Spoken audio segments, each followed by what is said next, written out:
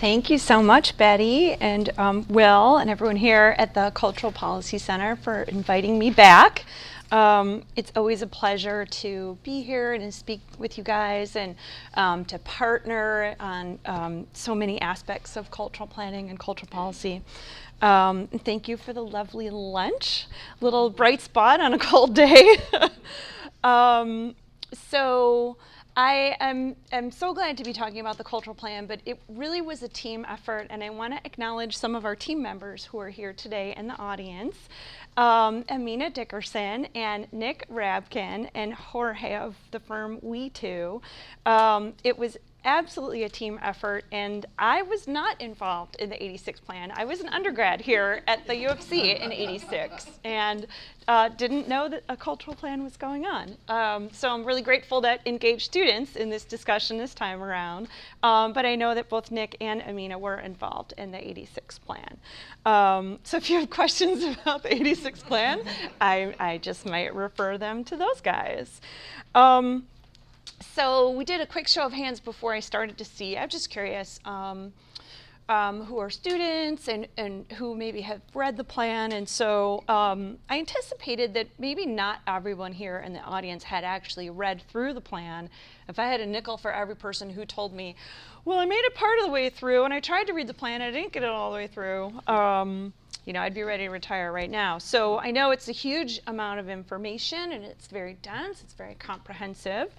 And so I'll review also a little bit about the creation of the plan, what's in the plan, and then what's been happening in the first year of the life of the new Chicago Cultural Plan 2012. And so just a little bit of information about the Department of Cultural Affairs and Special Events, especially for you guys, students who are often from other cities and other countries. Departments of cultural affairs, offices of special events really vary widely from city to city, from country to country. And so I just want to be sure that you know that Chicago's department is a cabinet level department of city government. We've got about 80 staff and a budget of $34 million. I gave a very similar talk in Boston to help advise them on the creation of their they hope to create a new cultural plan with their new mayor. And when I showed a slide that had our budget, they burst into applause because they don't have the same level of support within city government, and they're really hoping to achieve that. But just to put it into context, the budget of the Chicago Public Library is about double, $68 million a year. And for even a little more context, the budget for the Chicago Park District is $410 million a year. So it might sound like a lot of money, but in comparison, there's just to give you a little bit of context.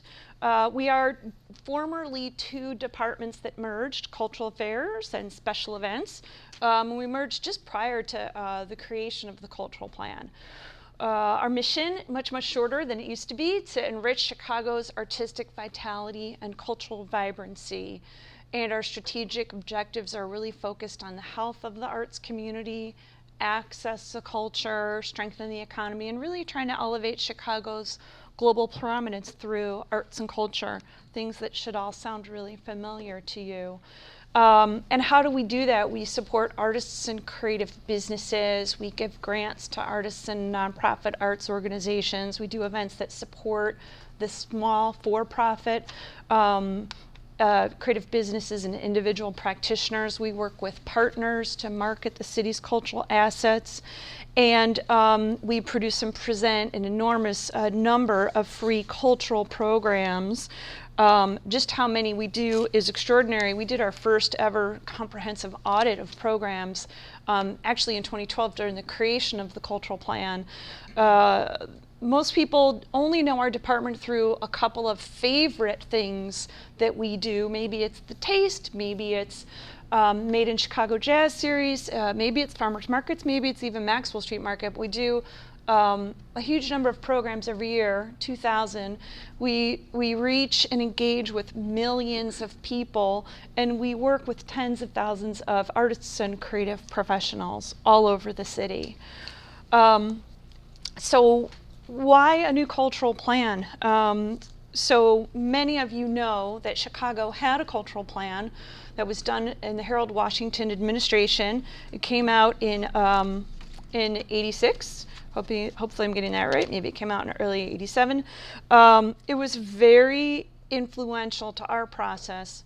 Probably fewer of you are aware that Chicago actually had a plan for arts and culture prior to '86. We discovered it actually on the shelves of the Harold Washington Public Library while we were doing research and gearing up to do the 2012 plan. It's called, it's from 1966, and it's called A Program for Arts and Culture in Chicago. And it predates so much of what we take for granted about arts and culture in the nation and in our city. It predates the Percent for Art.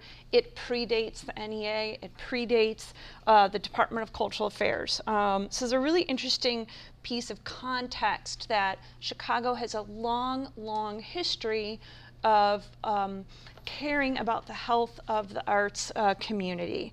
So the '86 plan was very, very influential for our process in 2012. They had a big public program, a public participation process. And the '86 plan had some real impact. It led to the creation of the city's first ever grants program to artists and to arts organizations. And it articulated very long range visions for the rebirth of Navy Pier, for the renovation of the downtown theater district on Randolph Street. So some of the things mentioned in the '86 plan took many, many, many years to come to fruition. And of course, not everything in the '86 plan was realized.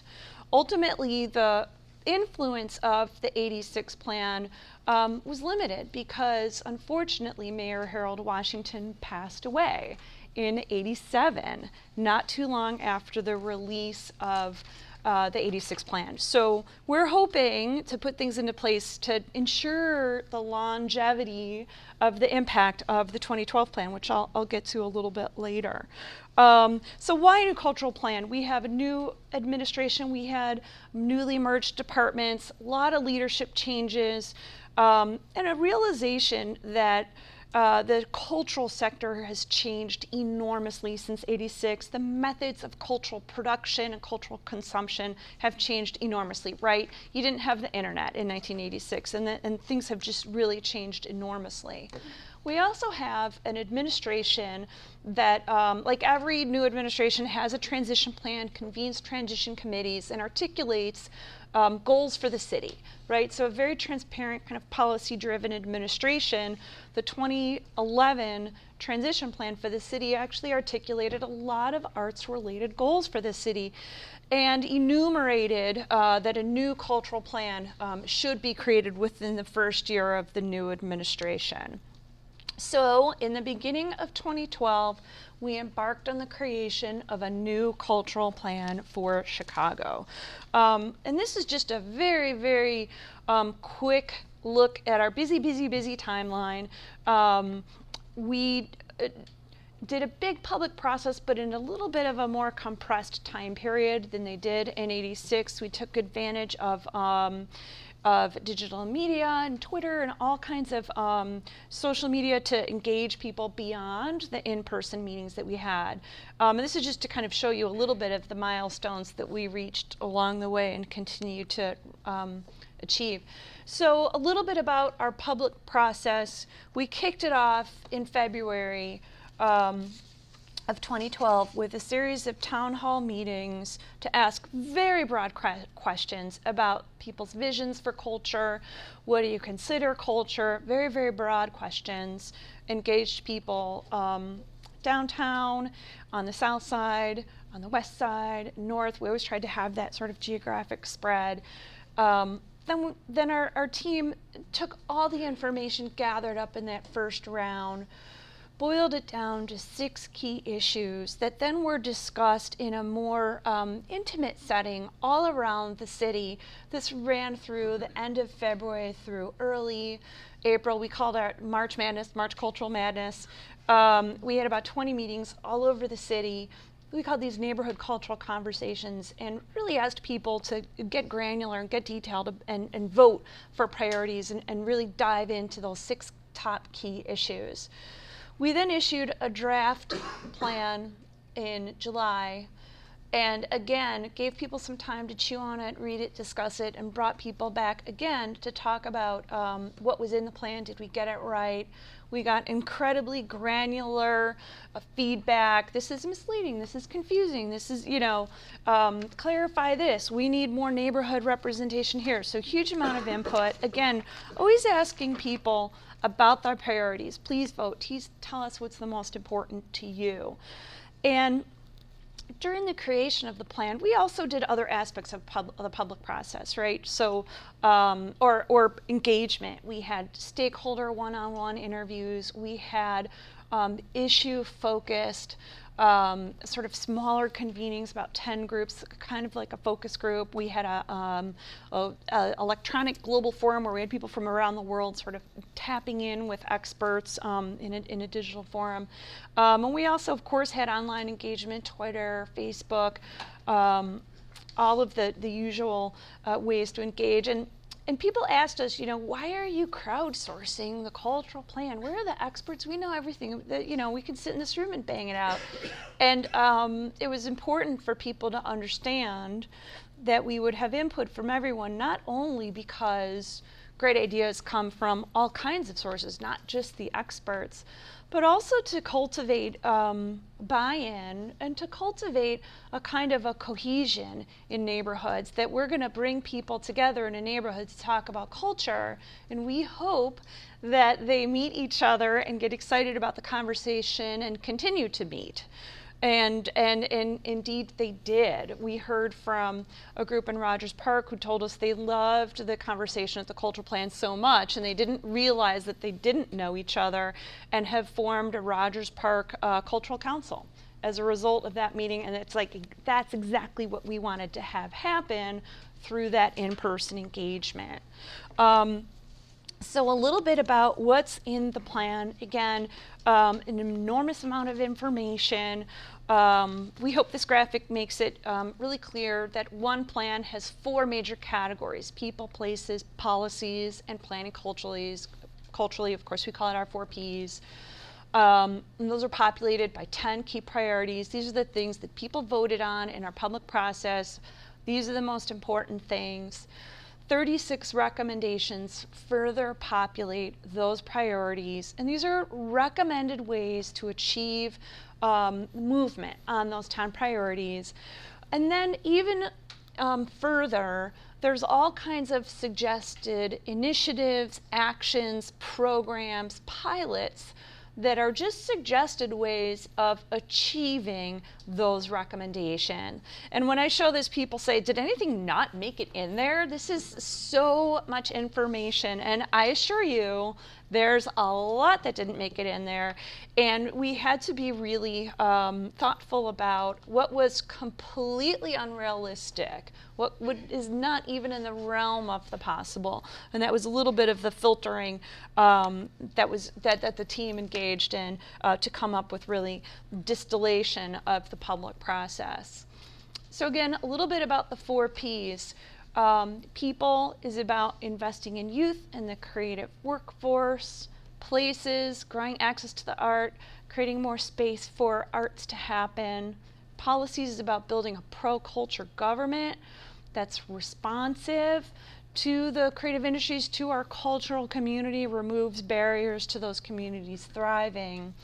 And finally, the concept of planning culturally, collaborating in new ways, getting government to come together and really leverage their resources and leverage the thinking and be smart about how we're going about supporting the cultural sector, and how we're being smart about leveraging the creativity of the cultural sector for improvements in things like literacy and public health and public safety.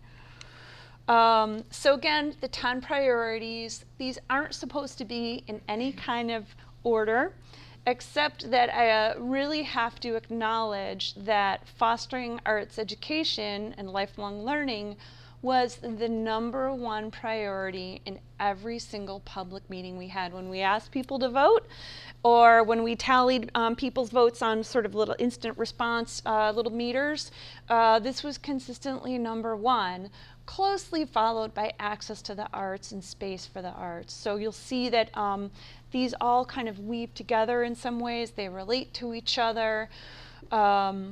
And I'll go into a little bit about what does that look like. So here's just an example, right, that shows you the priority is elevate and expand neighborhood cultural assets as part of places, and then the recommendations that populate it are here. So this is sort of one complete picture of what that looks like.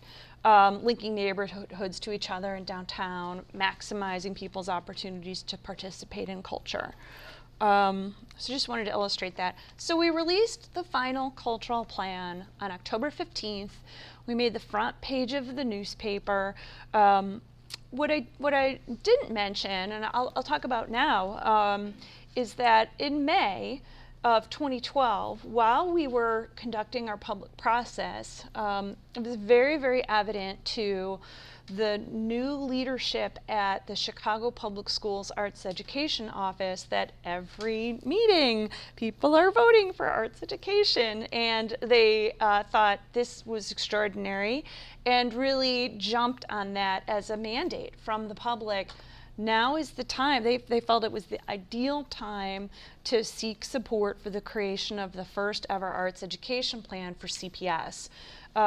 So the public process very much inspired that, and from May 2012 onward, they sort of got very quick buy-in from their leadership and then ran alongside us and created a parallel public process, leveraged our public process, expanded it, created their own public process, and so by the time we reach October and are releasing our plan, they're ready to release their abstract. So it's sort of a shorter version of what then got fleshed out in the following year for an arts education plan at CPS. And we were really lucky that CPS has some very high-profile champions, Yo-Yo Ma, Damian Wetzel, and Renee Fleming, who committed to an opening event, and we were grateful for that extra kind of celebrity sizzle, right? How often does a plan make the front page of the newspaper and get this kind of coverage? Well, if you have some high-powered arts champions alongside, it really does happen. So we started to tally immediately what DCASE was doing, what other departments were doing, what was happening out in the cultural community. There is still a spot on our website, tell us what you're working on that relates to the cultural plan. And at the 100-day mark, we were able to tally a tremendous amount of momentum, what's getting done. Now, of course, we were, as we were writing the plan, we were keeping in mind, well, what do we know we're gonna do right away?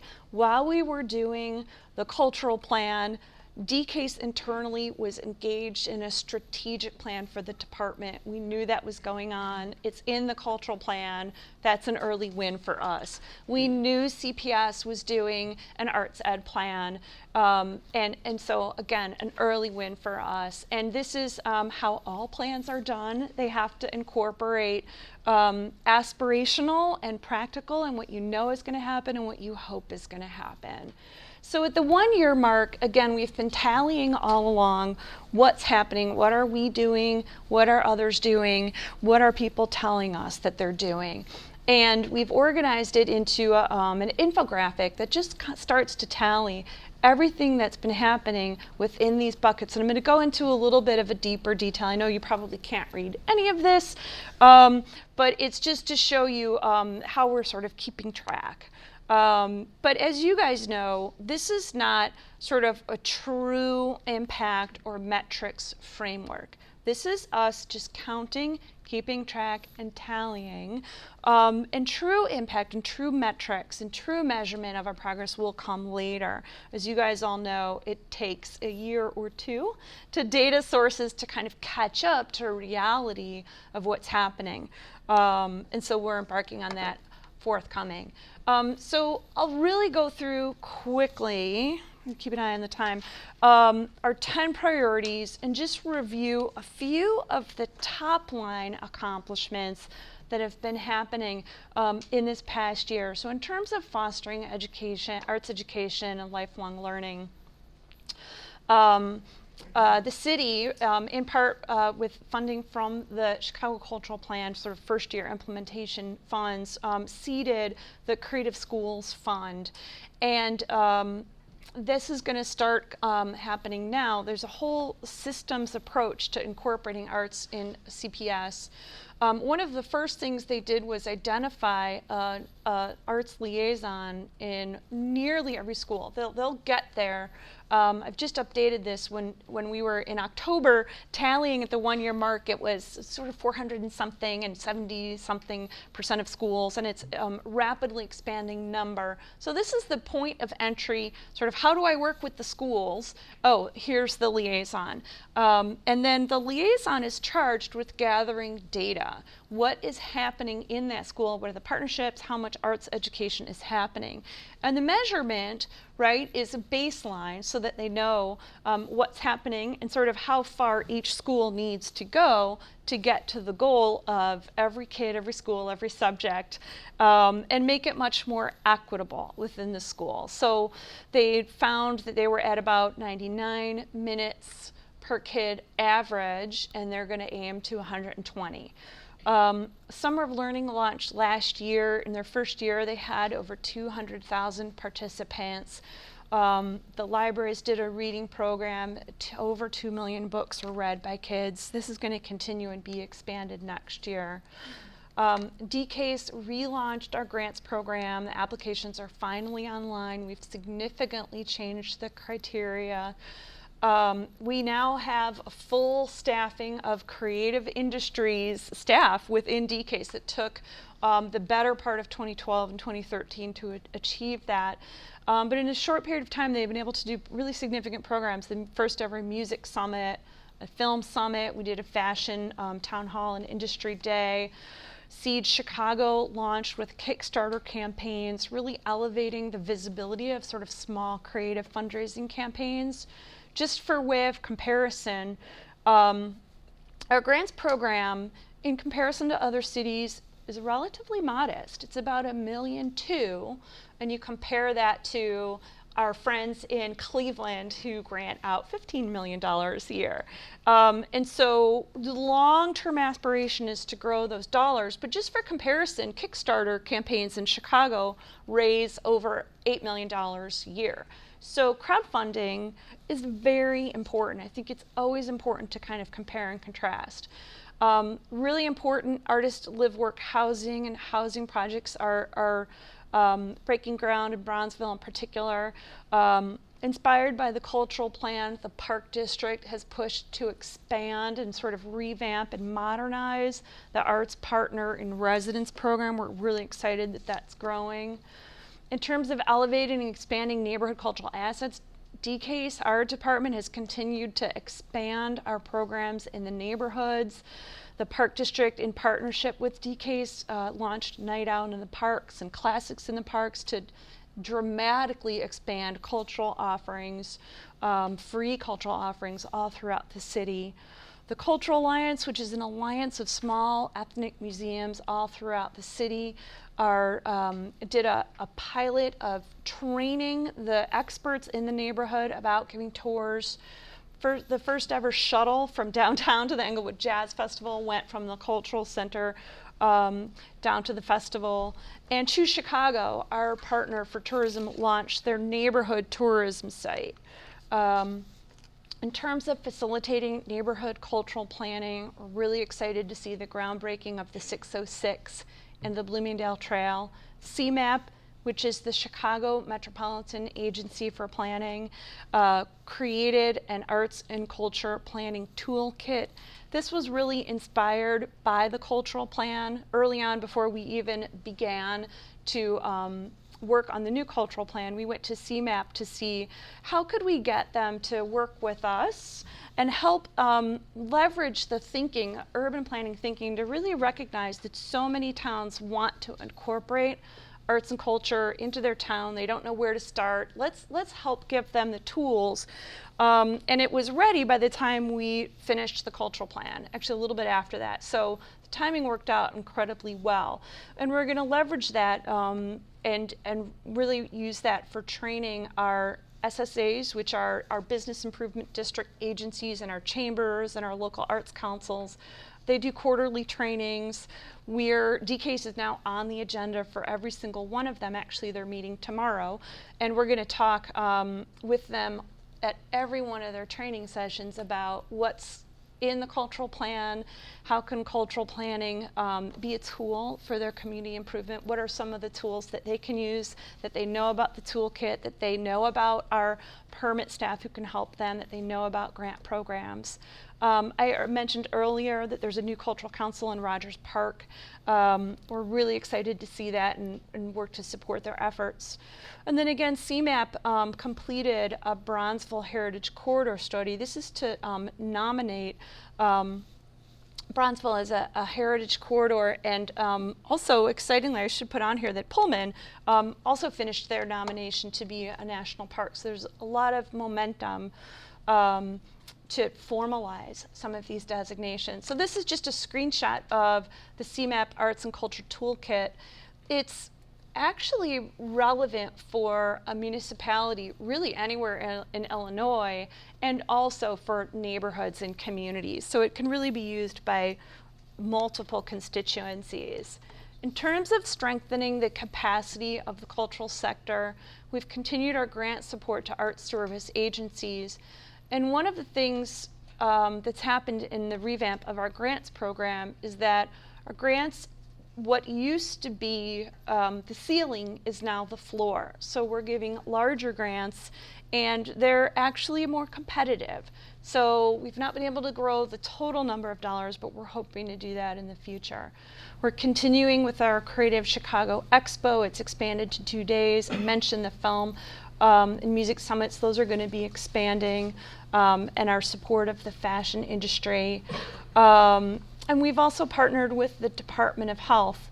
It's in the cultural plan that we should help artists access affordable health care. Little did we know that there would be a nationwide Affordable Health Care Act. And so we've aggressively partnered. We have had 2 of these.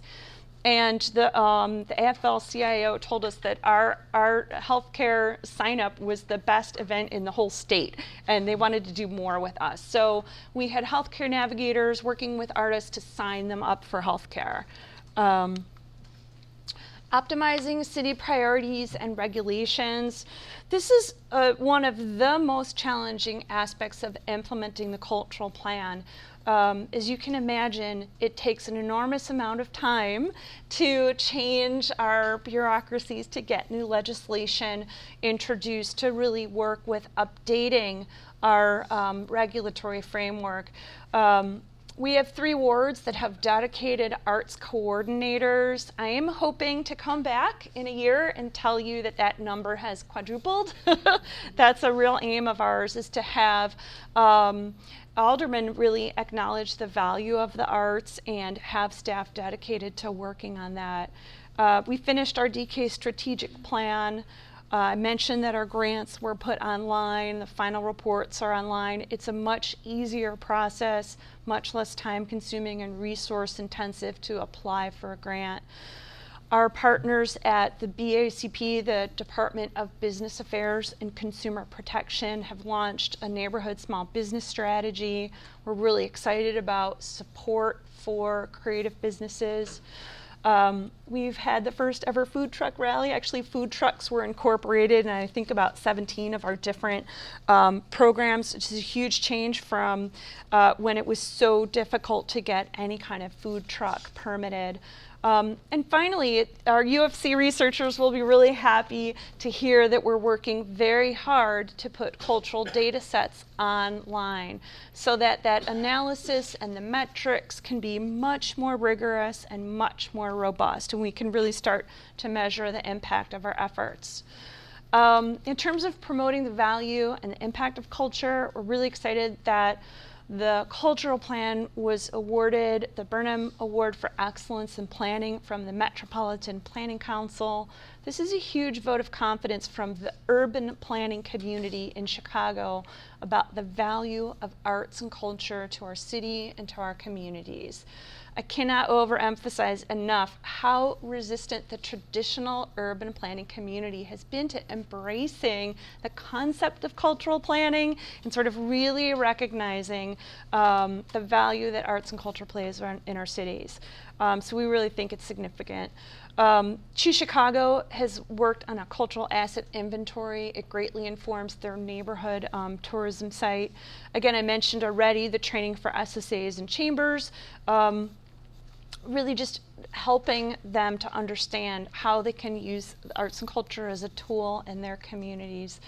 We've been partnering with Arts Alliance Illinois actually since before the creation of the cultural plan on the Cultural Vitalities Indicators Project. Again, this is focused on data creation, metrics, measurement, all focused on arts and culture.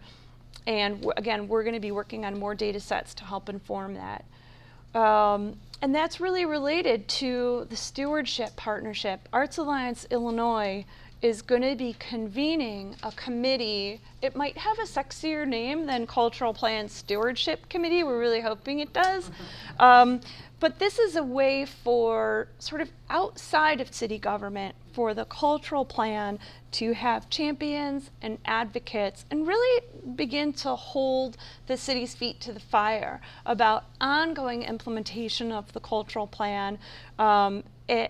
What we want to make sure is that the cultural plan has relevance sort of beyond 1 or 2 or 3 years, that it keeps going.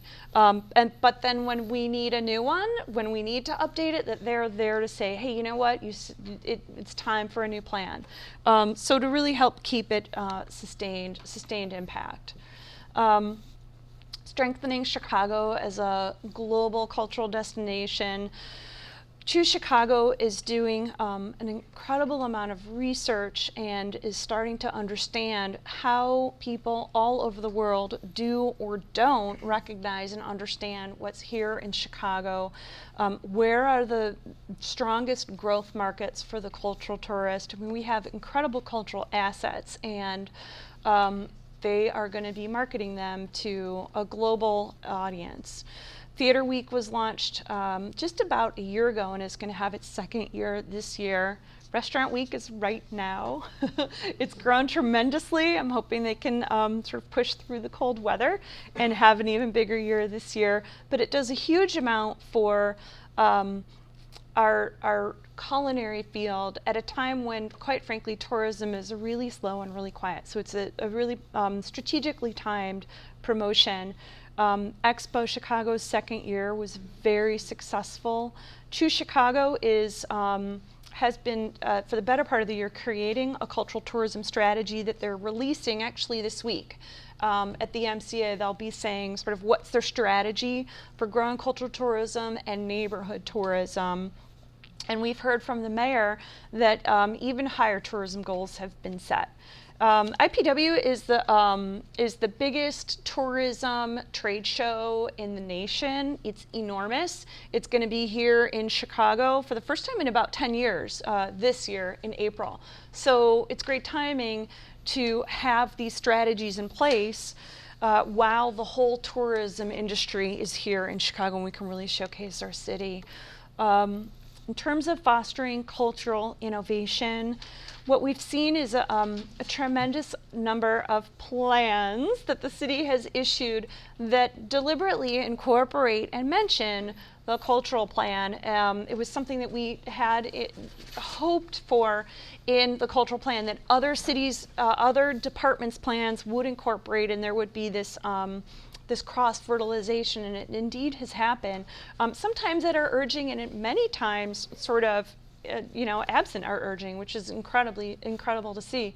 So the technology plan, the pedestrian plan, have really incorporated that. So we're also talking about really fostering innovation by making really good use of this sort of whole data portal and open government, sort of government hack events. our music summit incorporated a music hack event, and there are weekly open government hack events. We're hoping that we'll be able to partner and have a cultural hack event when we have enough cultural data sets to really entice the technology community in creating apps and tools for arts and culture. The Washington Park Arts Incubator opened. This is an exciting new model. Again, I hope to be up here, in a year and tell you that there's 25 of them all through the city. That would be an awesome thing to see. And we've seen the arts community have very creative and thoughtful responses to civic challenges, right? In particular to youth violence. And in terms of integrating culture into daily life, I mentioned the incorporating the cultural plan into other departments' plans. The Healthy Chicago plan incorporates thinking about how you can be healthier if you're engaged in arts and culture. The CDOT pedestrian plan talks about improving the pedestrian environment by populating vacant storefronts with temporary cultural uses, bringing murals to places to make them more more friendly places for people to be, more engaging, more reflective of the population in there. The Office of New Americans, which I don't know if you guys are familiar with, is really focused on making Chicago a more immigrant-friendly city, helping support immigrant businesses and immigrant business districts, ethnic districts. Very exciting about the crossover with the cultural plan. We've been talking to the higher education community from the time when we were creating the cultural plan and ongoing about how can they work together. The higher ed, as we know, don't ordinarily collaborate unless they have to, but now they're willingly sitting around the table thinking about, we are incredible cultural anchors, we draw tens of thousands of young creative people to the city. How can we think about what can we do together that really elevates Chicago? CDOT has their people spots and people plazas. They're now evaluating responses to an RFP to activate a number of plazas. We are investing in that project to help bring arts and culture to those spaces. We're hoping it goes through.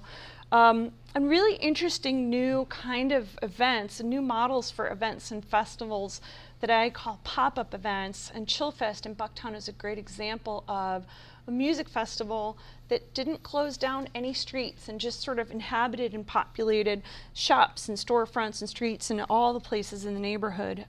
We think it's a really exciting and sustainable model. This is just a taste of who we've been partnering with within city government and sort of our advocacy partners. And looking ahead, I've mentioned many of these. The cultural tourism strategy is launching this week.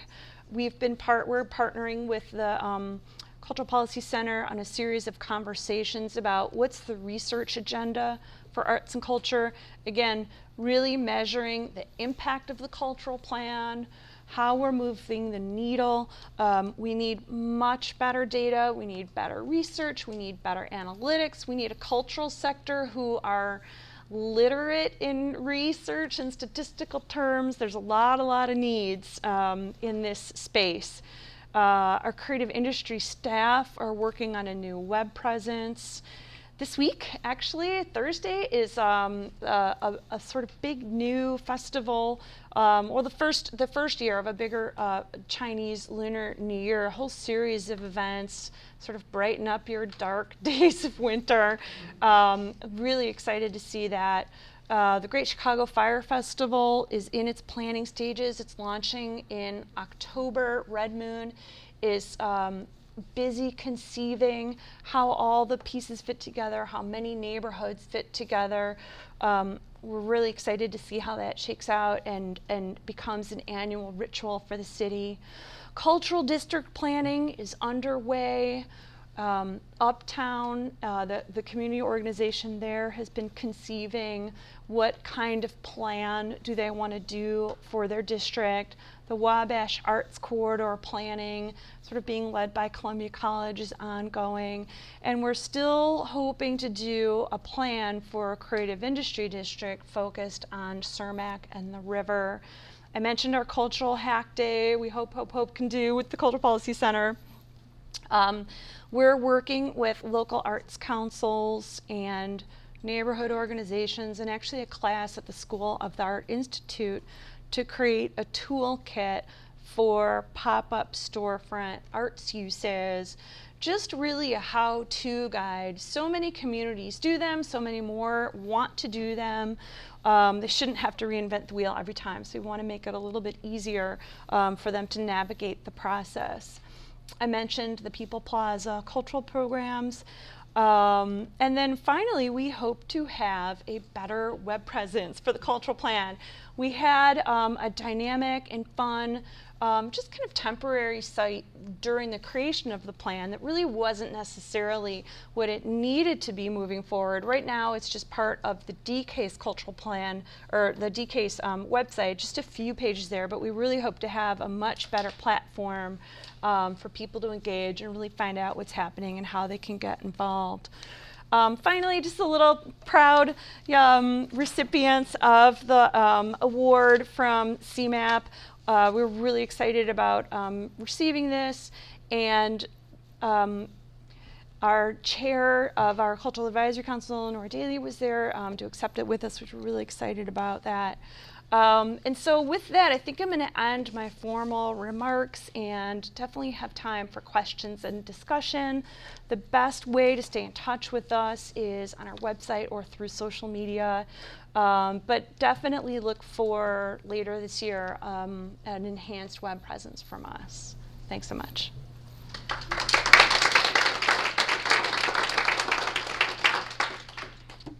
Any questions?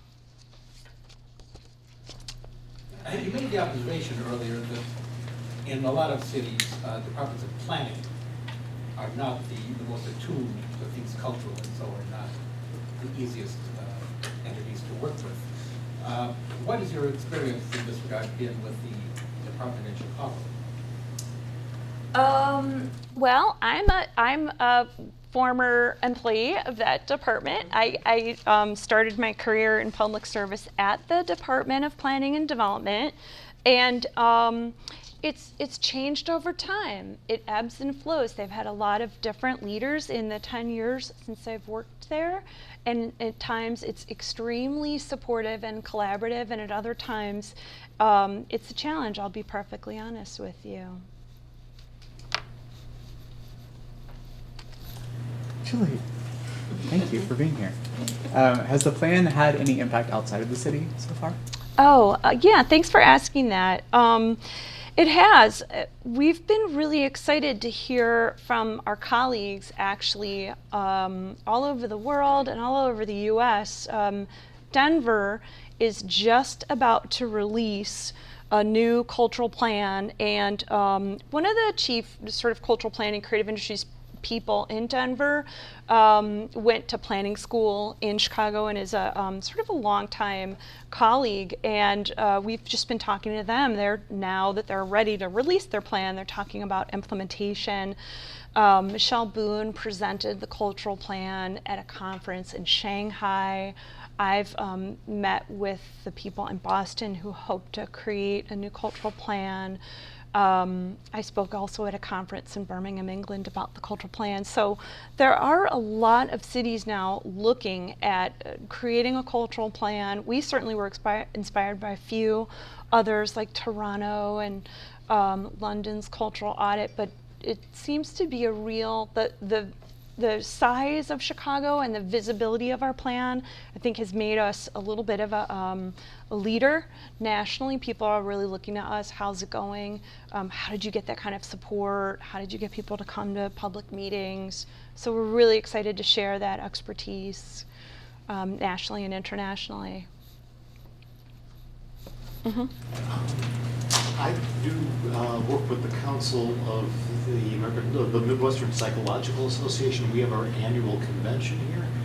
We used to have contact with the Mayor's Office of Special Events. Has that been subsumed into your group now, or? Yeah, you know, the group who works with conferences is at Choose Chicago. So if you're wondering who to talk to, I can connect you with the right person at Choose Chicago. Mm-hmm. Jen? You mentioned the stewardship committee that will hopefully have a newer, flashier name, and that one of their charges would be to kind of recognize when it's time for a new cultural plan. From your perspective and in the process of putting together this one, was there a time horizon in mind, or what's your time horizon now to achieve some of these goals that are laid out? Yeah, I'm trying to remember what it says in the plan. I think it says to update it every 5 years, if memory serves, which might not be a bad idea. I know when you do kind of a plan for a city, you might revisit it every 5 years. I think it depends on, you know, what we found in other cities. I had my students last spring research cultural plans that were over 5 years old to see if they had been implemented. And the results were very, very mixed. And part of the reason is because when a new administration comes in, they don't necessarily support the plans of the prior administration. So that can be a factor in terms of updating or doing a new or a different plan.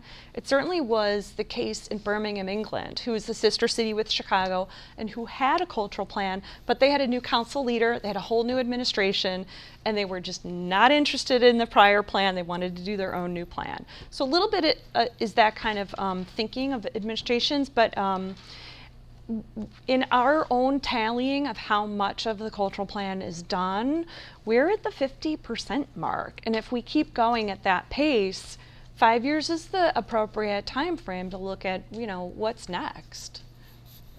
And may I ask, related to that, you had mentioned that some things made it in and there were some things that didn't make it in due to feasibility. Were any of those due to kind of time horizon? If so, can you share some of those with us? You know, boy, that's really a tough one. What do I remember that didn't make it into the plan? Do you guys have, I know. I don't know that it was about time horizons. Because in our first round of town hall meetings, we asked, what does culture look like in 2030?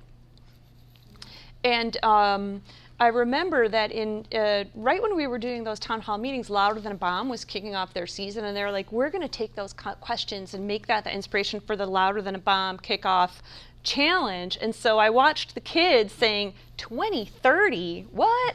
You know, reacting to that time frame from their perspective as teenagers, saying like, no, it's tomorrow, it's not 2030. And so it might have been sort of too long range of a time horizon to think about, except that, you know, we all know how long it takes to get big things done.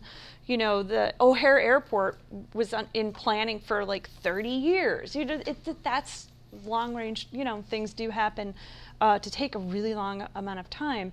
Our conversations about the research agenda, the flyer, the email that's out there says, help us picture culture in the next century. You know, what does the year 2100 look like? I don't know. Hopefully you're going to help us picture that, and how do we come up with that? So I'm not sure. I mean, it might have been too long of a time horizon for people to really focus on, but I can't. It's hard for me to remember what didn't make it into the plan. Yeah, sorry about that. Oh, I'd love to know in your own words, you talked about art has changed since 1986. So I'd love to know, you know, what your own thoughts about how it has changed.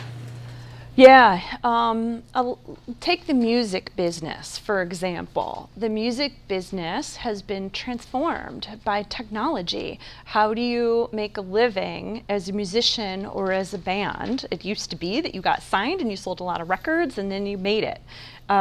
Musicians don't necessarily make a living based on the number of units that they sell anymore, whether it's download or a physical product. They're actually much more likely to make their money from merchandise and touring. So it's just a small example of kind of how the business has changed. Now, the act of creation has probably not changed so much. but the consumption and the business model has changed enormously.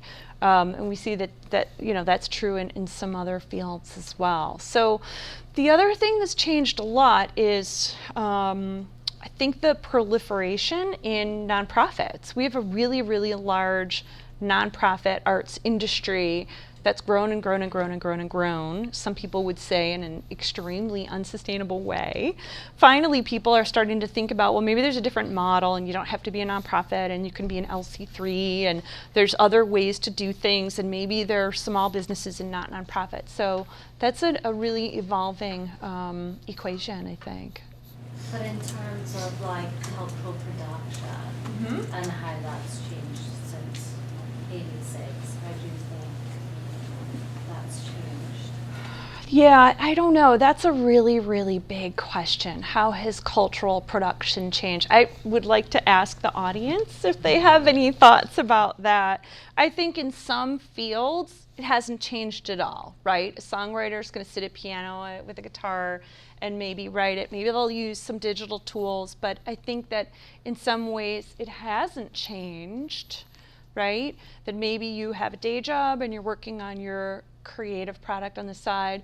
But I know that there's been a lot of changes in how the digital world, if you look at some artists who use image manipulation, there was a whole story about is a scanned image photography, and have to sort of even change the language of photography to account for how people are producing visual works in sort of electronic media. So I think that that's a very complex issue, and it's different for different artists. I know that when we've asked our artist grant applicants, what's your discipline?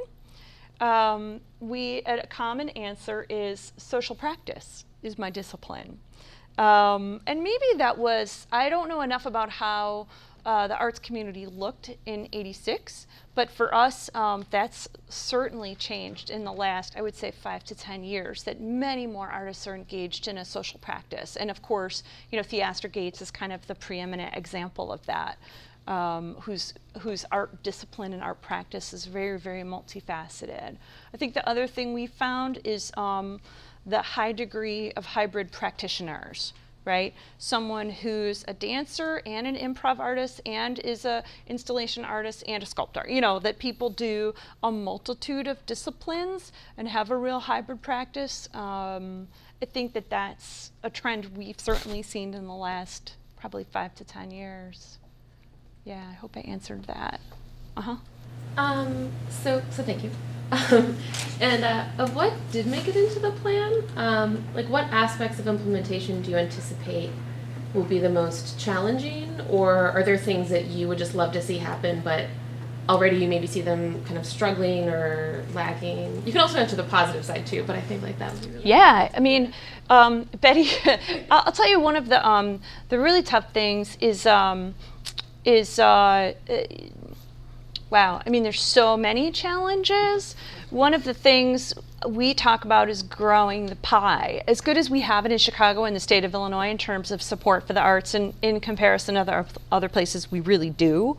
One of the long range things is growing the pie, not slicing it differently, growing the pie. That's a huge challenge, right? Their budgets are still terrible. The economy is only slowly recouping.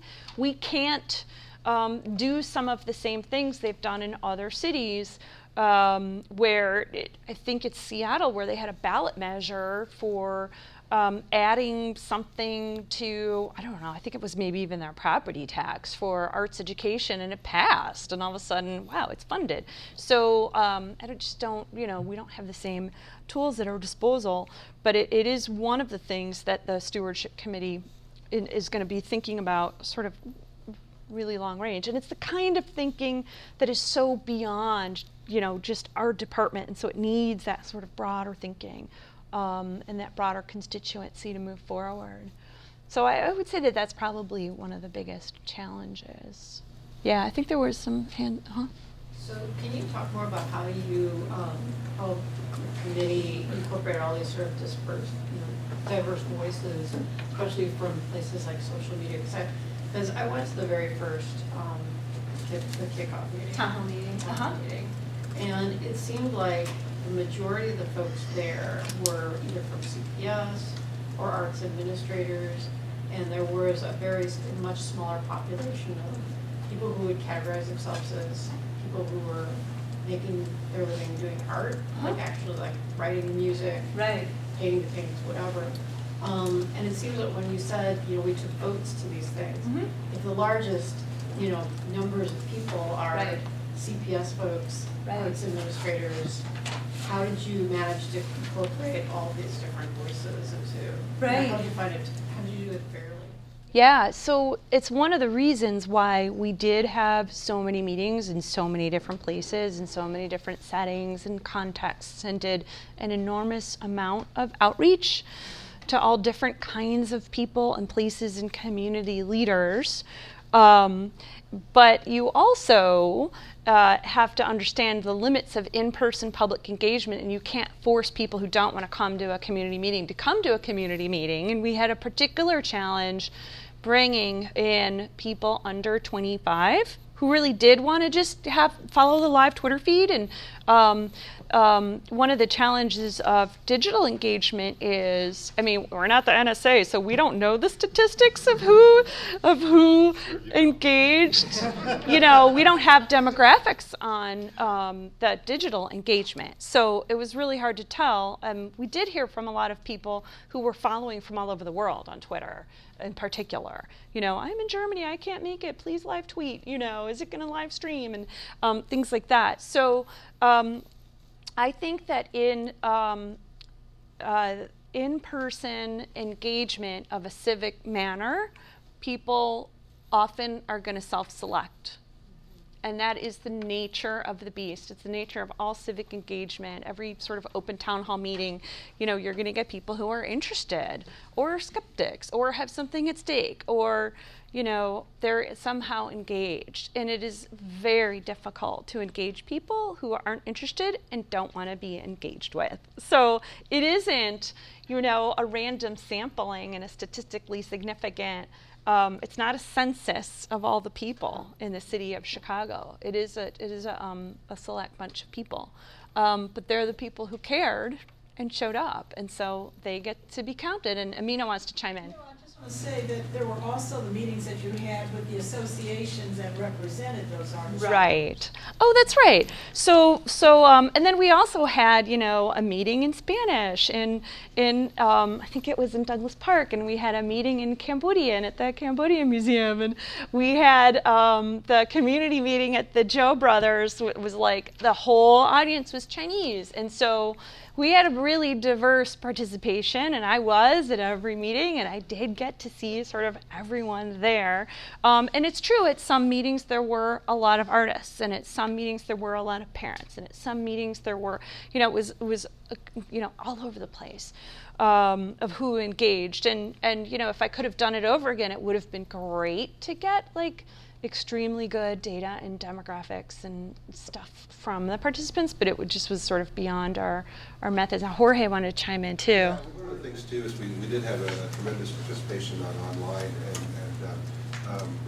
very social channels, and it was different types of crowds depending on what social channel social media channel we were looking at. So we did have a very wide spectrum of individuals, and it wasn't just. We found that folks that were online weren't necessarily at the live events, so it was pretty diversified. Right, and then what Amina was bringing up was also, in addition to the meetings we had, and there were many, many more that sort of don't show up on the map because it was me talking to the board of this group, or me have a meeting with the mayor's office for people with disabilities, which was extremely similar to what we had at a regular public meeting. We had a meeting with the mayor's cabinet. The mayor gave us one of his quarterly cabinet meetings. So we did a cultural plan community conversation, the exact same meeting we did with every single department head, every single board head of, all of the mayor's senior staff, all of the chiefs of staff of city departments. So and this was in April. So we got great buy-in from every single city department. So it was more than kind of what shows up here. And then what Amina was mentioning was the discipline-specific convenings. So we deliberately didn't want to be, because we know people engage in such hybrid practice, we didn't really want to segregate by discipline and theater and dance, etc. And we said, you know, theater guys, you should be at every meeting so that the other people can hear what theater people are saying. You shouldn't just talk to yourself, really. And they said, no, we do want to have our own meeting also. So we had about, I think, 7 or 8 sort of separately convened that I helped facilitate. The League of Chicago Theaters had like 80 people. The literary community did one, individual artists. There were a few more. Classicalmusic.org did one, dance did one. So there were a whole bunch more sort of self-directed convenings of communities where we just sort of facilitated and came and helped them also happen in addition to us because they wanted it. And that's very much in the spirit of the 86 plan, where everyone who wanted a meeting got a meeting. And we did facilitate that as well. Did you use research on what it has been shown to work in terms of arts and cultural programming? And if you did, how did you balance that with what you're hearing people say they want? Gallery space versus people requesting things? Yeah.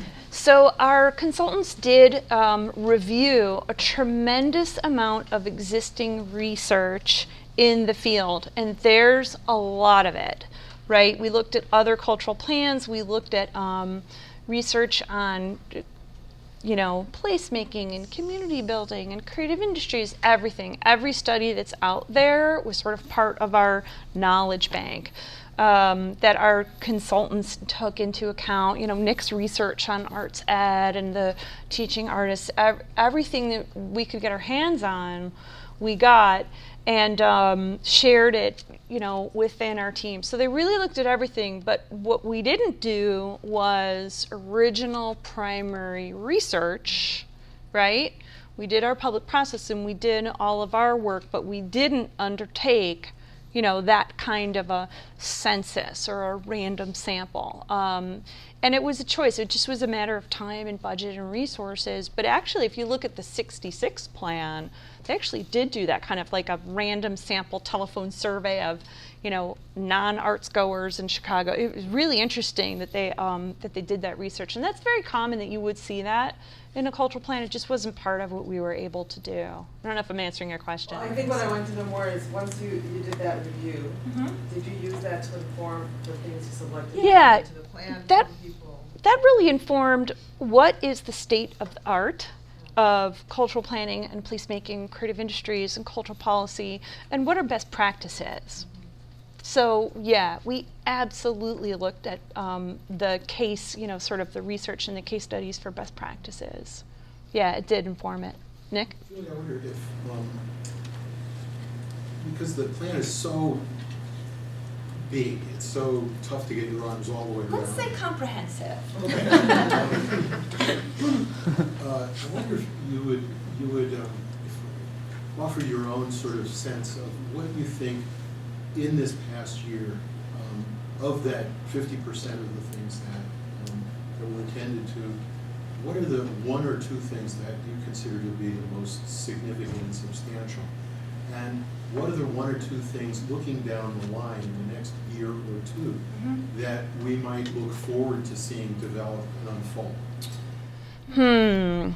Yeah, that is the question, right? So I'm going to bring my own inherent bias to this as an urban planner and within city government, and I think the really deep partnership intergovernmentally is enormously significant and probably a little bit unseen by the public, but is huge, huge, huge, and very multifaceted.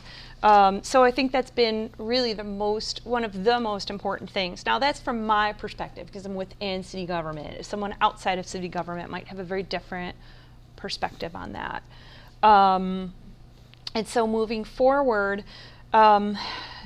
I don't think we can separate the success of the cultural plan and the success of its implementation from the improving economic climate.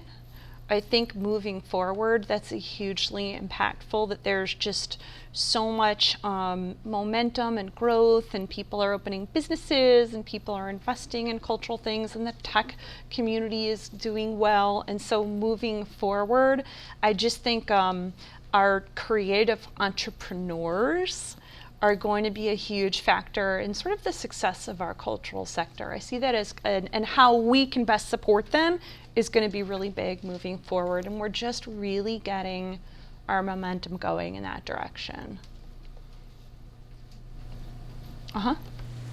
So I was wondering, what, if anything, does your new plan to engage smaller neighborhood cultural organizations such as the Chicago Cultural Alliance, the Swedish American Museum, or the Chinese American Museum? Yeah, so we, the other big factor that sort of relates to this is right now there's a tremendous amount of leadership shifting going on, right? Rebecca Sanders just left the Cultural Alliance. Angel Iseguirre is leaving DCASE and going to the, Carolina Jaram just stepped down from the Artist Coalition. It's significant. There's a lot of shifts and changes going on. I think it's a factor of the improving economy, quite frankly. Right? People are feeling comfortable that they can move on or retire or make a change. And I think it's going to have some impact on our creative community. We work really closely with the Cultural Alliance. We've supported the Experience Chicago pilot program that they're doing. So they're a partner. I've spoken at their annual meetings. We do trainings for their members. One of the things we're doing this year, and it's really an outgrowth of our work with groups like the Cultural Alliance and the SSAs and chambers, is working really deliberately to support the capacity development of small organizations who are doing neighborhood-based cultural planning, whether it's the Ukrainian Art Museum or Uptown United or the Englewood Community Cultural Council. And we're actually going to be convening all of the organizations who do neighborhood-based sort of local arts council type work actually on February 10th. And we're kind of launching the idea to the chambers this week and then convening them to work with them as a cohort, right, and have them plug into the statewide local arts network that exists statewide. And the Illinois Arts Council has said, we have a platform for this. It should be leveraged. Let's have the local Chicago arts councils, they don't all call themselves local arts councils, but they do the work of local arts councils. How can we help grow their capacity, connect them to each other, and then through working with them craft formal support programs? So that's a big effort that we're undertaking in 2014, and hopefully it'll be very impactful moving forward. One of the goals you mentioned was to link neighborhoods to each other and to the loop. Can you just elaborate on what linking neighborhoods means? Yeah, it means many, many, many things, but actually helping the local arts councils to connect with each other. So for example, a lot of communities want to do murals. They don't know how to do them, they don't know how to find a muralist. Maybe there are artists in their neighborhood, maybe there aren't, but something that we've seen are sort of neighborhoods on the northwest side working with mural artists in Pilsen. And that's a way of kind of connecting neighborhoods to each other in a certain sense, right? But another way is to help people understand what are the neighborhood cultural assets that the city has and how can you easily explore them. So there's a couple programs that exist actually. Chicago Architecture Foundation has their Open House Chicago, and I think some tourists use that, but it's a lot of locals, maybe suburbanites or sort of people who are going to a different neighborhood and exploring.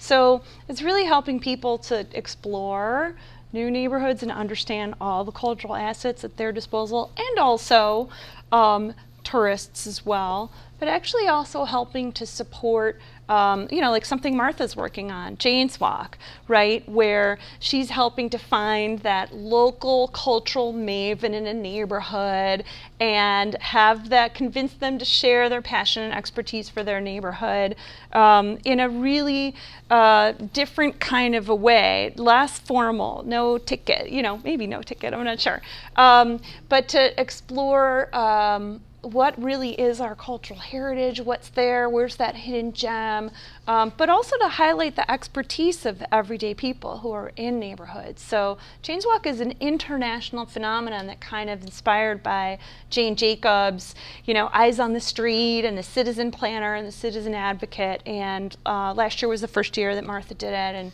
she's growing it this year. It's really exciting, but it's the great example of the kind of program that would connect neighborhoods to each other and people to different neighborhoods and help inspire them to explore new places in the city. How can we find out more about some intercity discussions regarding how cultural plans have been conceived and implemented? You mentioned something about Boston, and I understand New York City is developing its cultural plan. So, I'm sorry, your question is how can you connect to those efforts? So how can we find out more? How can you find out more? Discussions about right. different cities and forums. Well, yeah, we're hoping, I'm not sure what, really the best platform for that, you already know about, Dan, is the Chicago Cultural Plan Twitter feed. As we really try to help make people aware of what's going on locally and sort of all around through that. I don't know if there's a better forum that you're looking for. I would be open to suggestions. I know Betty has her whole series of talks. We had a couple at the time that the cultural plan was underway. We co-sponsored with DCASE and hosted some outside the city speakers to come in, and so we have videos on our website, Cultural Policy Center website, that would, there was one about Toronto, there was one about Austin, Texas. We had somebody who had been the chief economist for the London Cultural Audit, who's now living in Canada. So there are a few discussions there that you could access. And those are all online, right? So even the panel with me and the woman from Cleveland and the gentleman from the Twin Cities, which is a fascinating compare and contrast. Those are all on the Cultural Policy Center YouTube channel. So that's a good forum. But you're maybe speaking to the need for a more robust cultural planning and cultural policy sort of public conversation, which we've partnered with a little bit, but maybe we need to have that more ongoing. The other place actually to connect with people in Chicago is at the Creative Chicago Expo on March 14th and 15th. You definitely have to come, and you can really find out what's happening in Chicago at that event. I think, We are getting late. Oh my God, yes, we're almost ready to go. Downtown, Yeah. so